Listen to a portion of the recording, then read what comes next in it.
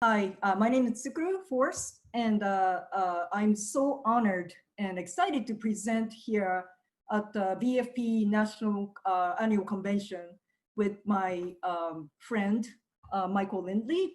So the two faces of nuclear, the title, from Fukushima to, from Hiroshima, Nagasaki to Fukushima, it comes from like my very personal experience and my journey as an activist. So little bit about my background. I was born in Sasebo, Nagasaki, which I'm sure many of you are familiar with because we have a US military base in Sasebo. And so I spent my first 12 years of my life in Sasebo, Nagasaki. And I ended up in a school in Hiroshima where 350 students died on August 6th, or because of the A-bomb. They may have lived like after that, but as a result of the bomb, they died. 350 young lives were lost. So, having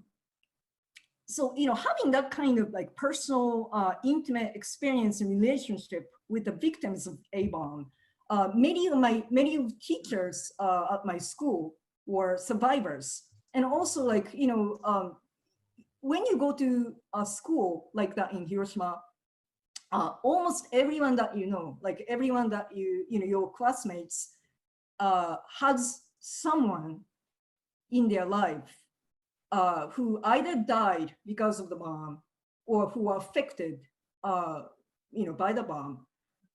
So, I always considered myself, being aware of the issue, being aware of the danger of nuclear. And I spent my adult life, kind of going about my own business. And so when Fukushima Daiichi nuclear disaster happened in 2011, it was personally shocking and devastating to me because, as I said, I consider myself as highly aware individual, but I was completely blindsided by this because I wasn't aware of this side of nuclear. So, even though I went to this school in Hiroshima, who, is very much involved and in peace education, what I realized after Fukushima is that, we almost never heard about nuclear power, nuclear energy, because it was always, ever since the war, it was always advocated in Japan as a peacetime use of nuclear. So there was like a bad side and good side of nuclear, bad side being a nuclear weapons. So we say like, okay, so we should never have that, use that,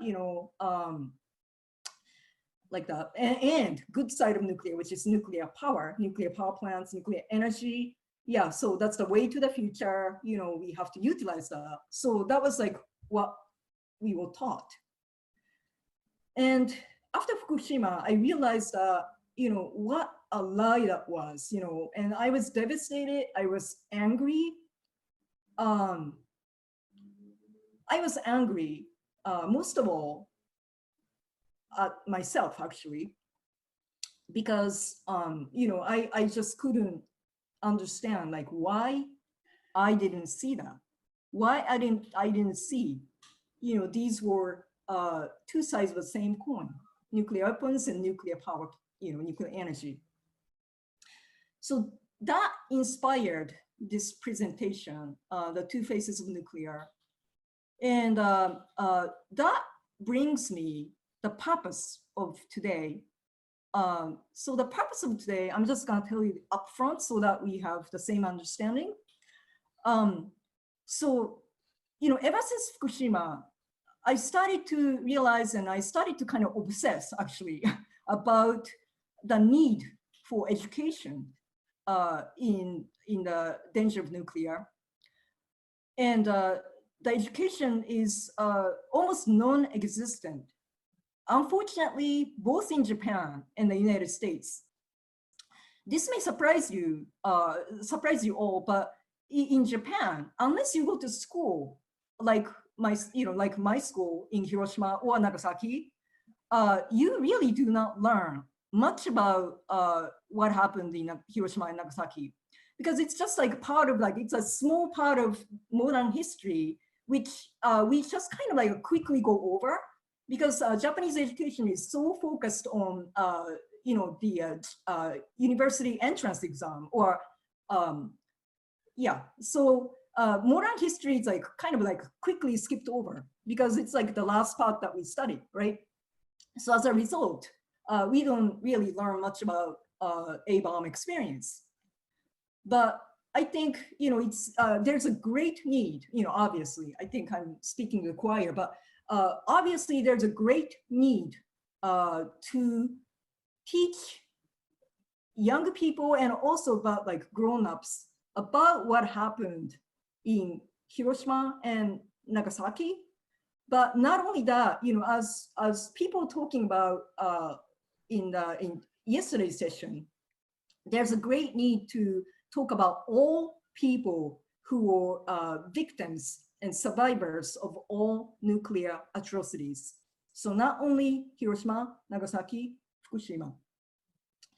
So, so today's, the purpose of the presentation today is to inspire you, if it's possible, inspire all of us together to do sort of community-based education in your own communities, in your own local areas. And I will use resources that are available to you for free, mostly. Actually, for all of it free. So whatever I present today, actually, you can do this also with free resources that you can reach out to.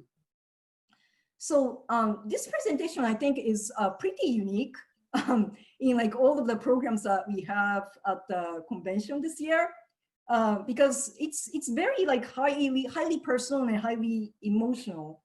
And it's a multimedia presentation, so we're gonna have a lot of fun, I think.